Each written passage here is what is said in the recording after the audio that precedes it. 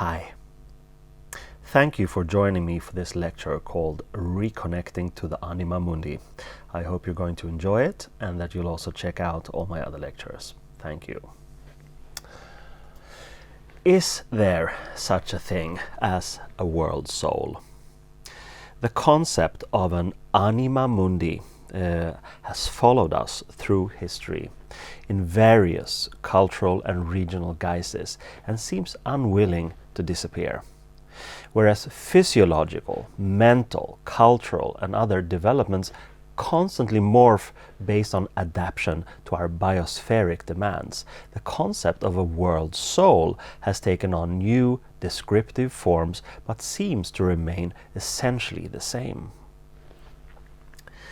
As with all components on this planet, we are geared for survival. Regardless if we're sentient or not apparently sentient, it's all the same. We fight for our survival and for that of our progeny. One could argue, so far, so good, as we have come a long and magnificent way as humans. But at the same time, one could equally well utter an acronymically contemporary WTF, what the fuck, as our path of apparent success is lined with the ill-smelling debris of hubris. The main human curse has always been the same: obsession with details, minutiae, connected to an imbalanced emotional reactivity, rather than assuming a balanced bird's eye perspective with an inherent moderation of reactivity. Is this because we're inherently self-destructive, or simply because we've temporarily lost touch with the Anima Mundi, with the world soul? Periods of progress seem to go hand in hand with an insightful view of the holistic need to integrate rather than segregate. Knowledge needs wisdom, information needs language, business needs morals, general behavior needs psychology, etc. If we are allowed, or encouraged even, to be strictly causal and instinctive in reactive loops, primitive mayhem will always ensue. And it's interesting to watch this not merely on levels of large conflicts, such as war, but also in familial and regional skirmishes. In some parts of the world, family conflicts and vendettas have gone on for so long, transgenerationally, that no one really knows what the original cause of the conflict even was. The world soul needs to be anchored on the individual level first and foremost. When concepts and philosophies have tolerantly been allowed to be debated and developed by human individuals, that has spread to other aspects of human culture in very beneficial ways. If larger systems of faith have clung to power with an integrated exclusive right to interpret and disseminate the mysteries, that has usually had distinctly adverse effects on culture and progress in general. But even the sternest and most rigid control systems haven't been able to fully hold back the human individual's longing to reconnect to something bigger and cosmic. This proto-human longing is the source of all genuine religion and philosophy. And if one is allowed to explore the universe as an individual and together with others of like mind, good things will come. If draconian measures are taken to separate the individual from the totality, bad things will come. General frustration, neurosis, ill health, cultural malaise, and animosity are all merely reactions to being trapped in insularity rather than immersed in unity. The Gnostics tried to formulate this in many schematic systems, beautifully indicative of the human mind's need to share radical and useful information. Ditto the early Gnostic Christians, carrying on in a tradition of Mediterranean enlightenment. The early universities not only tried to systematize knowledge and wisdom, but they did so in a spirit which was usually decidedly holistic. Platonic and Neoplatonic philosophies, as well as their resurgence during the Renaissance, contain the idea that not only everything, but also everyone is connected. A genuine realization of this has deep implications not only on levels of knowledge and philosophy, but also on those of morals and respect for nature and for life itself. Who or what can teach us about these things today? We can, of course, read and study and wallow through tons of learned regurgitations of other regurgitations, with further footnotes to drastically add to the weight of the planet. But it seems obvious that all sources point in the same direction: the absolutely necessary connection between the individual inner and the general cosmic outer. The breach needs to be overcome. And this is, of course, beyond mere existentialism or any other ism. What it seems to imply is simply that the individual needs to expose herself to the world soul in order to let it get a proper hold of her inner individual soul. There needs to be a receptivity and a connection. The overzealousness of the Western culture is problematic in this sense. For instance, the internet is a fine example of something that has the potential of connecting the world and sharing experiences intellectually. But the commercialization of the technological platform quickly ensnared and enslaved through fragmentation and devastating devotion to minutiae, rather than encouraging substantial soul searching. And the same dilemma is true of the psychedelic, shamanic by proxy community in its relation to the draconian structure of most societies. No sane person could deny the beneficial aspects of the psychedelic experience in this reconnective process. But as long as plants and organisms are made illicit and thereby ostracized, truly an indication of cultural malaise and moral degeneration, the discourse becomes extremely complicated, and even more so when we look at chemically synthesized psychedelic substances, often developed within the system for the purposes of commercial exploitation. The counterforce against individual empowerment and illumination within the control systems is intimately linked to the decline of that culture in general. However, the unwillingness to allow for any individual's proper individuation and reconnection is a marker of that society's inherent knowledge that there actually is something substantial there. There is a potential threat there. The interpretation of that process as a threat rather than as a blessing is indicative of the degree of lost contact with the world soul. History is filled with brave attempts at formulating this concept and this human need. Often this has had to be done in symbolic form. The history of esotericism is therefore in many ways a history of unnecessarily complex formulations of fairly simple concepts. Again, the need for covert activity exists in relation to the restrictive agenda of the rule. But it is also interesting to note that the strength of these formulations and symbols actually increase as the draconian energy increases. This could perhaps indicate that there are forces at play and work that transcend mere individual needs. Also, although many philosophers and religionists have had personal issues as leaders of movement, jockeying for position, being the king of a specific esoteric hill, etc., they have at the same time dutifully paid homage to an unbroken pro-human tradition that seems utterly necessary to both individual and communal well-being. I don't believe they would have done this had their motives and goals been merely personal. If we look at the phenomenon from our species point of view, we need to return to very early stages. We stem from the same Homo sapiens origins, and the diversity we can see today has simply had to do with regional migratory experiences, which in turn have generated both cultural and racial differences. Evolution is a constant process, but the DNA we have shared during a relatively short period of earthly time still indicates that not much has really changed at all. We still have essentially the same fight or flight responses, physical reactions, structures of communities, and approaches to life. We want to survive. However, there is one thing that truly sets different cultural tribes apart, and that's the relationship to the earth itself.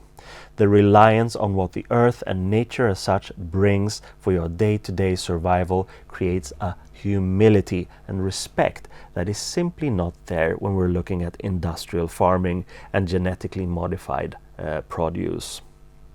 Actual distance from the soil brings cultural abstraction and apparently a disconnect from the Anima Mundi. Is it any wonder then that the abstracted and hubristic Western humans are currently embracing space travel and space colonization as the way out of current problems? Where the internet can be seen as a potential intellectual connection between humans, the increase in human travel could mean an increased emotional insight and connection between cultures. But is this the case? As with most illuminating experiences, including the psychedelic ones, our specific culture unfortunately has no language or technique for the substantial integration of these things. That's why most young Westerners bounce back to the expected and the causal, even though they have at certain times experienced something completely different and valuable. And whether this is a societal programming or some other kind of necessary restraint lies beyond the scope of this little lecture. But the potential of connection via world travel also unfortunately seems bogged down by a one-sided communication. We, meaning affluent Westerners in general, travel to be experienced, but we only leave waste and pollution behind as thanks. And even the computers with which we connect with others and communicate are sent off to exotic locations after they've ceased functioning and piled up on literal ranges of technological waste. A genuine connection and communication requires a two-way traffic, an unhampered flow back and forth. We cannot communicate with the world's soul by demanding it should simply give us what it might have to offer. The concept of what you give is what you get would be a more appropriate approach here. What unifies human experience within primal cultural perspectives is the shamanic.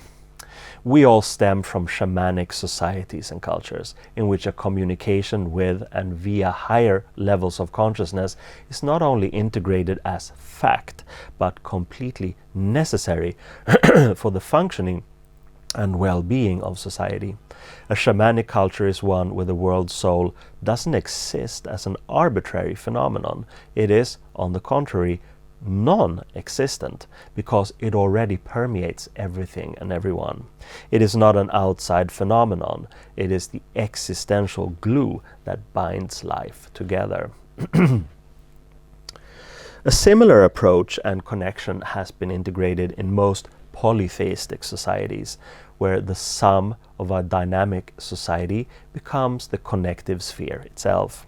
But it's interesting to see how hubristic human mythology has been on its journey from the strictly shamanic holistic to the detrimentally monotheistic, with polytheism acting as some kind of interim stage. The more human-like the gods become, or vice versa, the more we've distanced ourselves from a beneficial unity through separation and ensuing disintegration. In polytheistic Hinduism, the relationship between Brahman and Atman, outer cosmic soul and inner human ditto, is what binds together the colorful pantheon and all human souls reflected in the different gods' chaotic antics. In Chinese culture, the concept of Tao has been even more advanced and present. The Tao is the all-permeating life force that human individuals can tap into by adhering to a non-striving, non-disturbing way of life, perhaps best described by the water finds its own level. Yes, human beings can build advanced dams for their own use, but they will eventually all burst. And if you adapt to that philosophy and to nature as such, at least according to the Taoists, you will find a more intelligent position in which you successfully work with nature, human or general, rather than so diligently against it. There are many remnants of pan-cultural behavior that indicate an innate sense of interspecies solidarity and thereby a non-sectarian approach. In times of acute crisis, for instance, the affinity circle, which is the culturally signified adherence matrix, we favor others in succession and distance from ourselves based on family, friends, sex, race, culture, and other identifiers. This is temporarily dissolved in crisis. In situations of war or natural disaster, we will help other humans in need, simply because our more or less distanced intellectual stance is short-circuited, and we see only life or death for individuals essentially not unlike ourselves. And this strongly indicates that basic human morals are not something arbitrary or religious, but rather that they constitute a genuine unity with those around us. And the more rigid the separation, the cultural programming, the harder it will be to reconnect. But a real crisis or shock, a transcendence, always paves the way. And the ensuing emotional impact of not only the situation itself, but of the concrete reconnection with another human being or more is often overwhelming for those involved. Carl Jung's researches of the human psyche brought relevant insights into the acknowledgement of the Anima Mundi concept. Jung stressed that instinctual needs can take form, both in archetypical dreams but also on a larger accumulated scale in myths and myth-related art. Our shared past and our similar reactions to both adversities and blessings throughout the millennia have created similar ways of expressing our experiences and processes. Jung's collective unconscious and its creative manifestations in different cultures are enlightening when looking at the Anima Mundi concept. Our exteriors may have changed over time, but our psyches remain essentially the same. Jung's concepts of anima in men and animus in women mean something more than merely the need for interpersonal sexual consciousness and balancing. One very concrete way of reconnecting with a higher level of consciousness lies, of course, in sexual union, an altered state of awareness tied together with the process of creating new life, actually or symbolically, has been at the center of all esoteric and genuinely religious teachings throughout human history. And there is, of course, a reason for this. Sexual union and its ecstatic mind frame is usually described as a blotting out of the individual mind and consciousness in favor of one of union. Again, a moment of transcendence. The result, whether a child or just plain well-being, may not be an end in itself, as facilitating a dissemination of DNA, but could also indicate an existential quintessence, the ecstatic blotting out of the ego in order to reconnect with the Anima Mundi. It is in those brief transcendental moments that we are fully sentient and ready to both send and receive. Evolution means change, yes, but a healthy prerequisite for change is always exchange.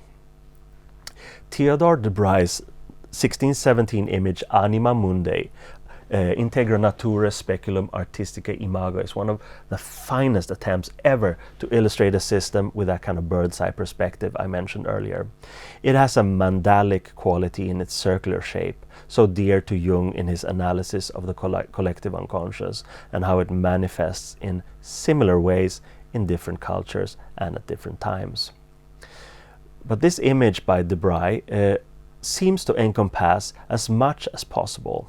The human woman with her feet firmly rooted in water and earth, with her head in the stars, connecting downwards by a chain to an early primate, itself holding a terrestrial globe, and upwards to a divine force in the sky, by a chain too, no less.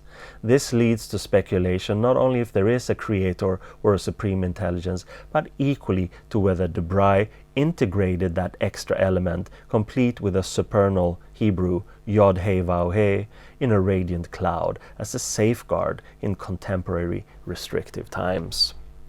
The key to this illustration and to much of alchemical and esoteric art is the willingness to not only beautifully express a system but also to share it with others, in this case as integrated in Robert Flood's magnificent opus Utriusci Cosmi.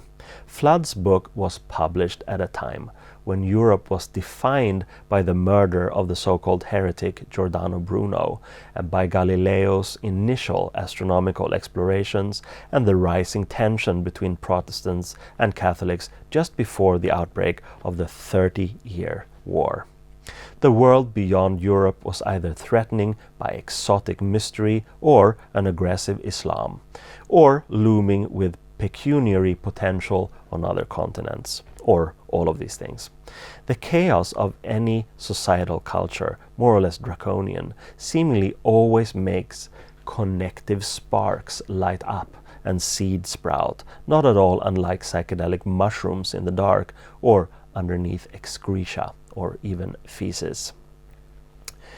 It is interesting to see in Debray's image how the so-called liberal arts, in this case music, painting, timekeeping, astrology, geomantia, geometry, etc., are squeezed in between the mineral, vegetable, and animal kingdoms and their spiritual counterspheres in the Shima, as if saying there is a link between the tangible and the intangible for all individuals, that of human culture, science, self-reflection, and progress. There are many other examples, especially during the Renaissance, of a dissemination of ideas and cosmic displays going against the grain of religious tyranny and budding materialistic dualism. Similar trains of thought have since been carried on onwards by thinkers like Paracelsus, Spinoza, Leibniz, Schelling, Hegel, and many others, as well as by contemporary people from the occult, psychedelic, and New Age communities or movements. The lesson is always basically the same. Our planet is one single organism, and we are all sentient parts of it.